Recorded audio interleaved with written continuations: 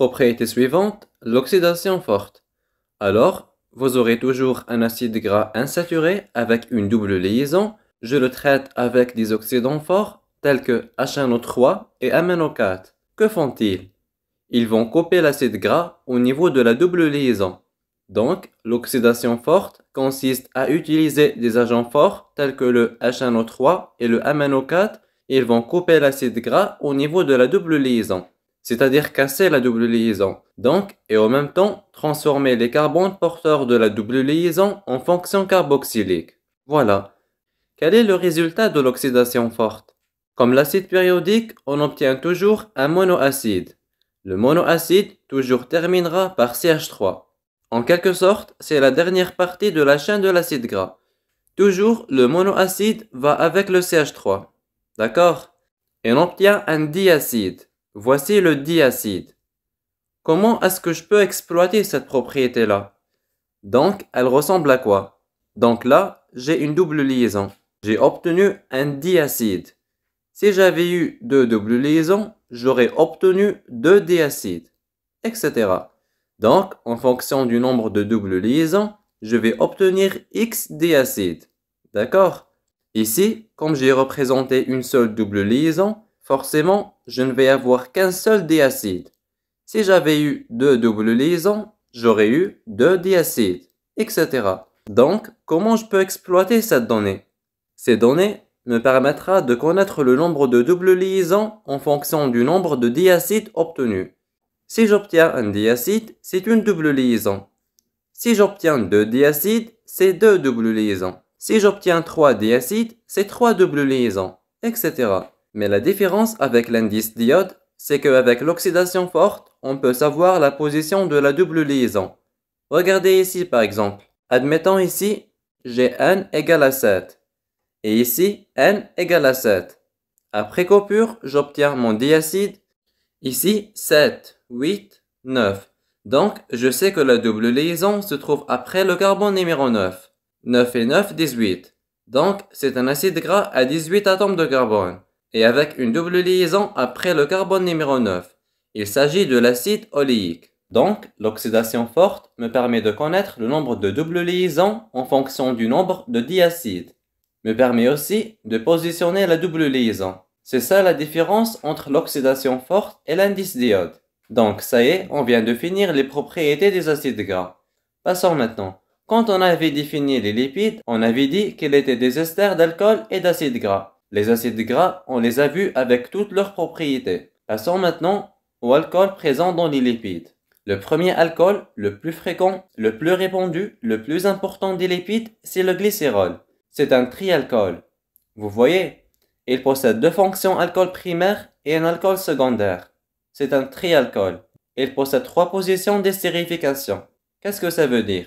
Il possède trois places où vont s'accrocher nos acides gras, pour former bien sûr les lipides. Donc, les acides gras peuvent s'accrocher à n'importe quel endroit. Ça dépend de ce que je vais avoir. Alors c'est pour ça, ces positions-là sont numérotées. On les numérote 1, 2, 3. Ou bien alpha, bêta, alpha prime.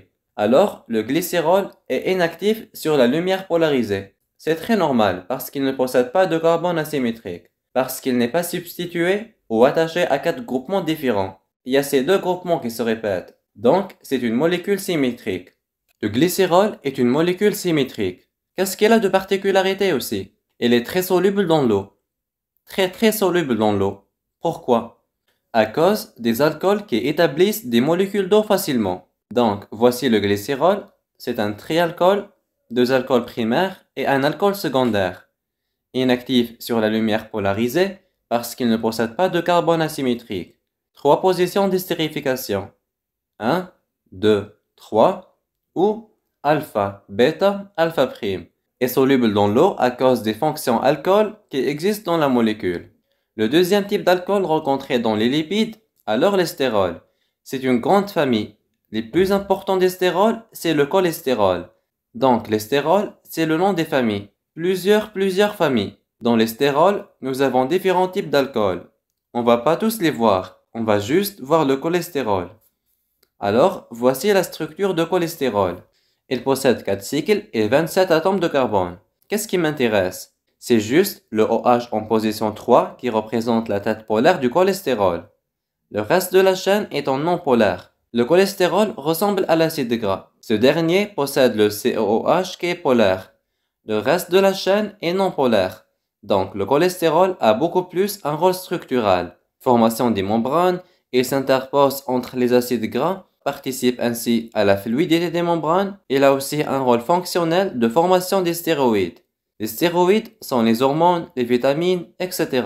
Moi, ce que je vous demande de me retenir, c'est le OH en position 3. Le troisième alcool rencontré dans les lipides, c'est la sphingosine, appelée aussi sphinginine. Elle a deux noms. Moi, je l'appellerai sphingosine. C'est un alcool bien particulier parce qu'il possède une fonction amine. On l'appelle un alcool aminé à cause de sa fonction amine. Alors, elle est faite de quoi cette sphingosine?